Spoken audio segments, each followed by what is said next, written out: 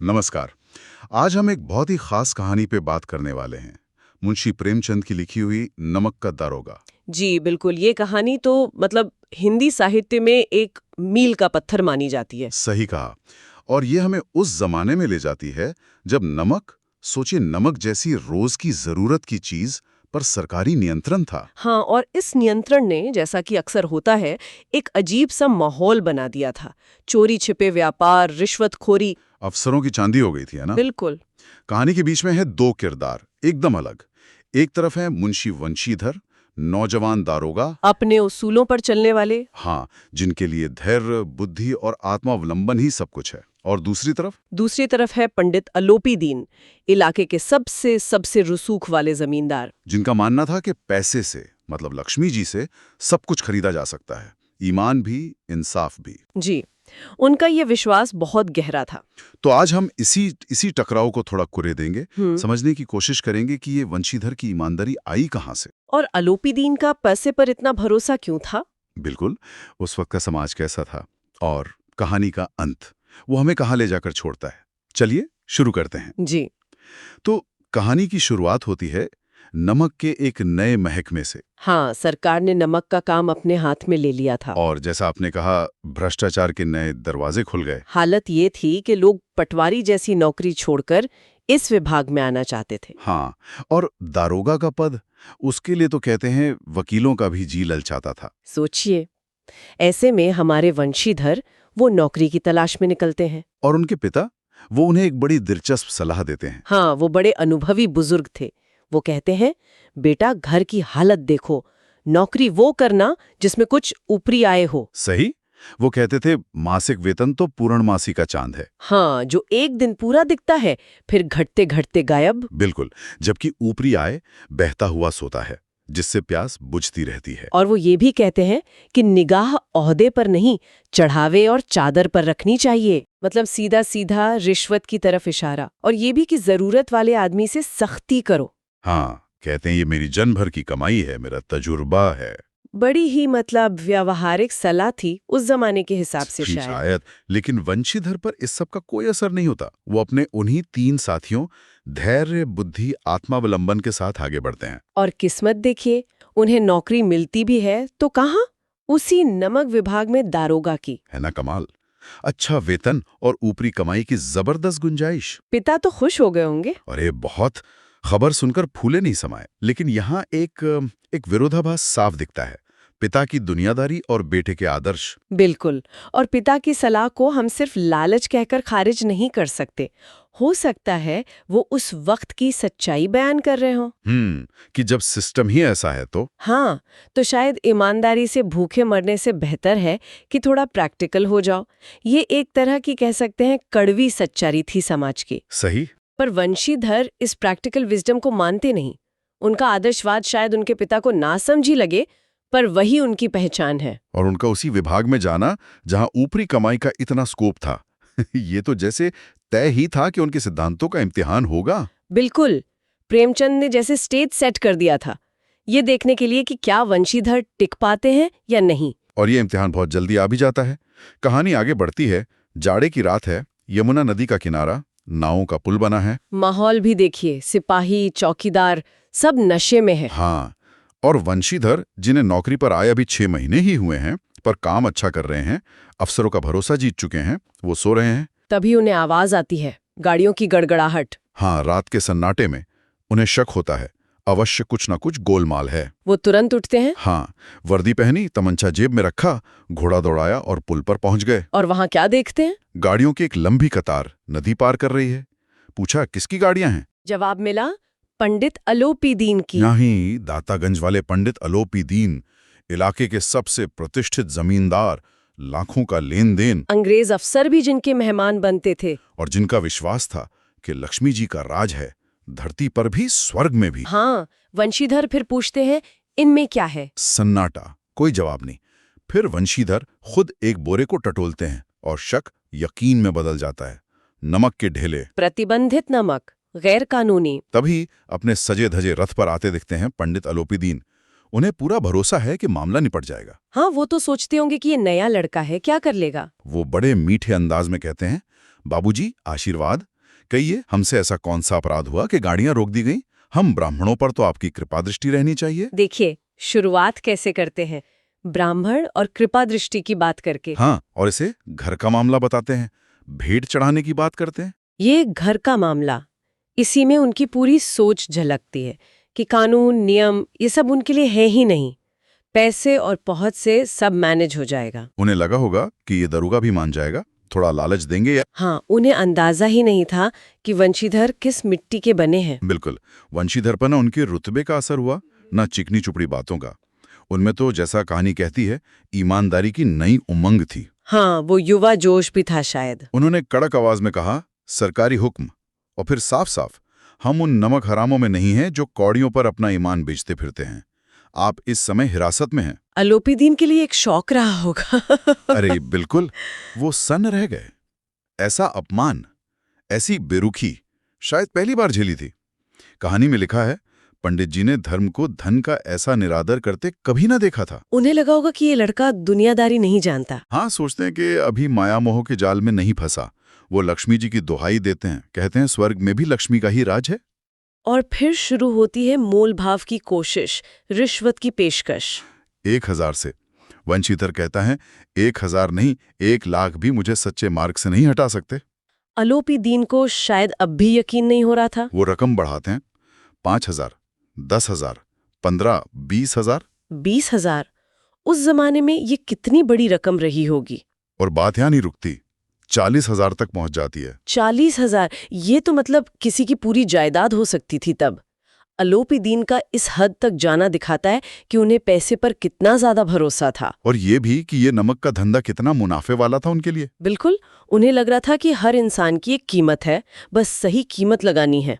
लेकिन वंशीधर, वो अडिग, कहते हैं 40,000 नहीं, 40 लाख पर भी असंभव है।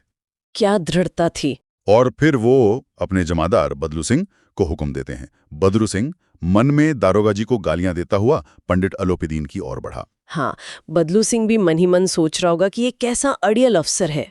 पंडित जी ये सुनकर हक्के बक्के रह गए, एकदम निराश, और फिर वो बेहोश होकर गिर पड़ते हैं। ये कहानी का एक बहुत ही पावरफुल मोमेंट है। हाँ, जहां कहानी कहती है, धर्म ने धन को पैरों तले कुचल डाला। ये सिर्फ वंशीधर की जीत नहीं है, ये दो मूल्यों की, दो ताकतों की सीधी टक्कर है। वंशीधर का धर्म, उनकी नैतिकता, और अलोपीदीन का धन, उनकी भौतिक शक्ति। और इस एक पल में धर्म जीतता हुआ दिखता है।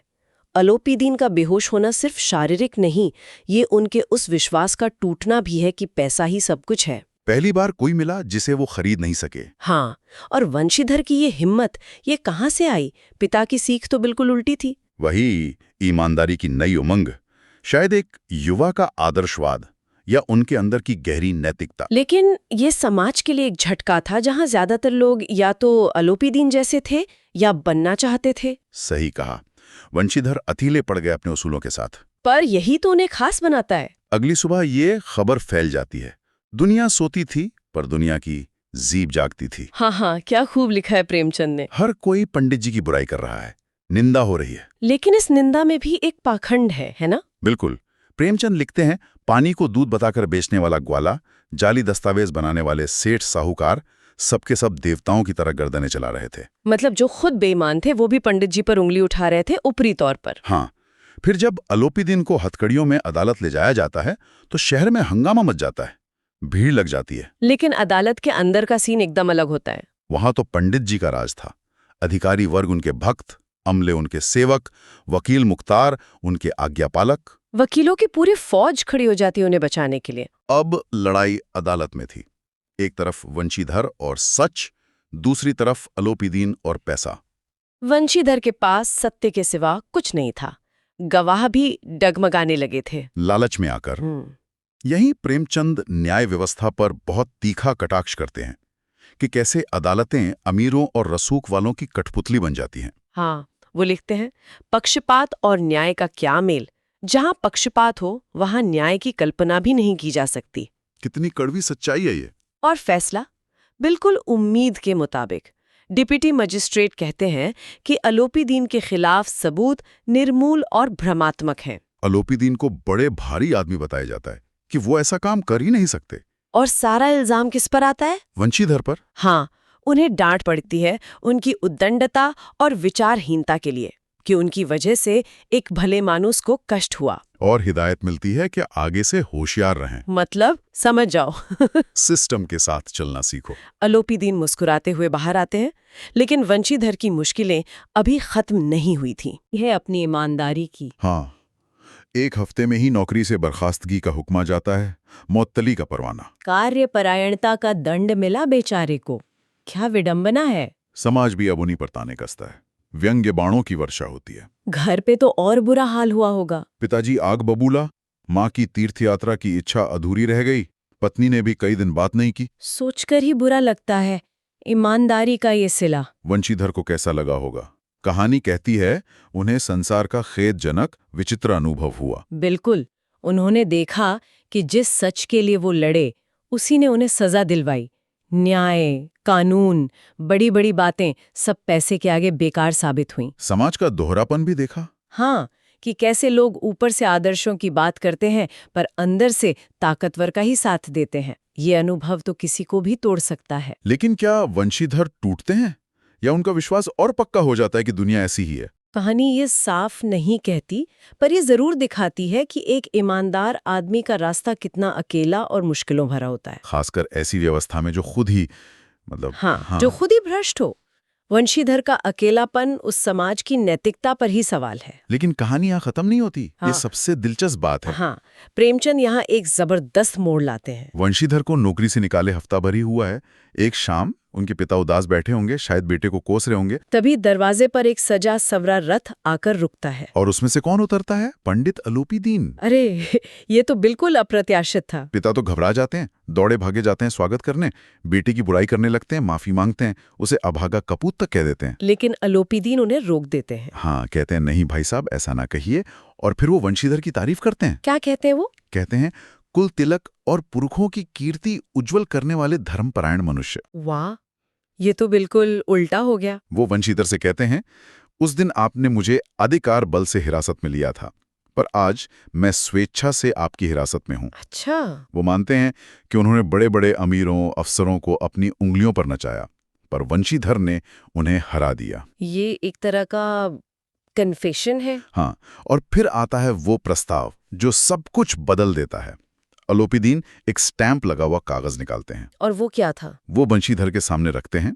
उसमें लिखा था कि पंडित अलोपीदीन ने वंशीधर को अपनी सारी जायदाद का स्थायी मैनेजर नियुक्त किया है। क्या? मैनेजर? हाँ, और वेतन कितना? 6,000 रुपए सालाना। 6,000? उस जमाने में? साथ में रोज का खर्च अलग, बंगला, घोड़ा, नौकर चाकर सब मुफ्त।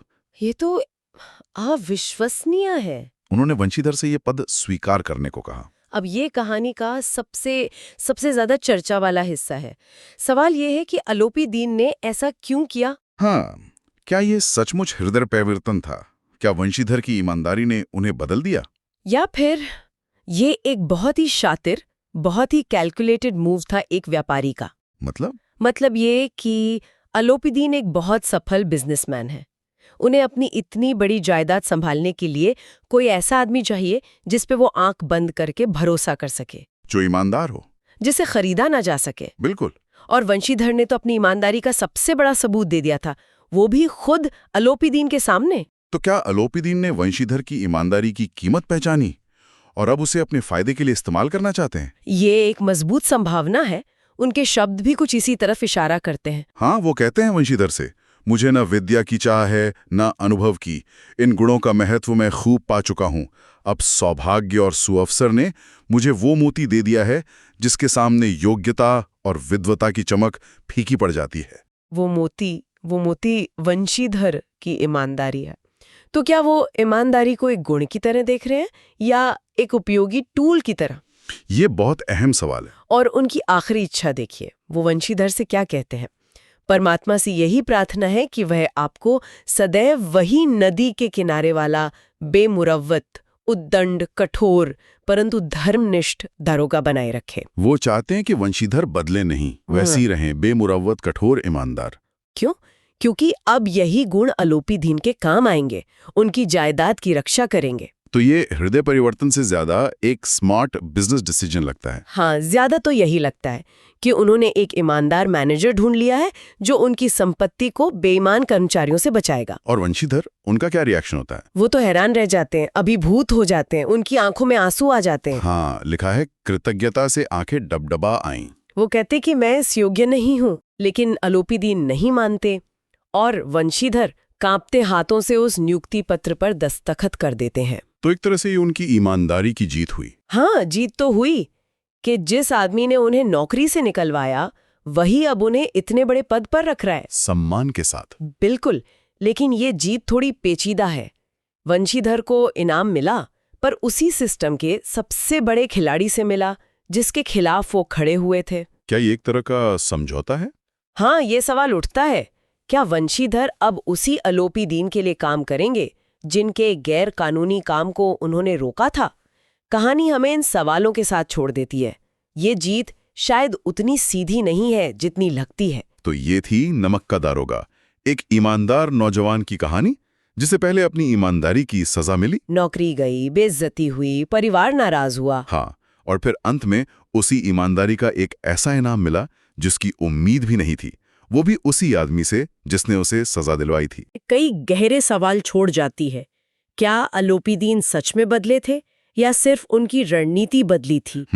क्या एक भ्रष्ट व्यवस्था में टिके रहने के लिए या सफल होने के लिए ईमानदारी को भी आखिरकार उसी व्यवस्था के किसी ताकतवर हिस्से का सहारा लेना ही पड़ता है? ये एक बड़ा सवाल है। और क्या आज के जमाने में भी अलोपीदीन जैसे लोग वंशीधर जैसे मोती ढूंढते हैं? मतलब क्या सच्ची ईमानदारी की आज भी कोई कद्र है, भले ही वो किसी के अपने मतलब के लिए ही क्यों ना हो? या फिर पैसा और पावर ही सब कुछ है और ईमानदारी बस एक एक्सेप्शन है जिसे कभी कभार इनाम मिल जाता है? बिल्कुल। प्रेमचंद हमें यही सोचने पर मजबूर कर देते हैं और शायद यही इस कहानी की महानता है।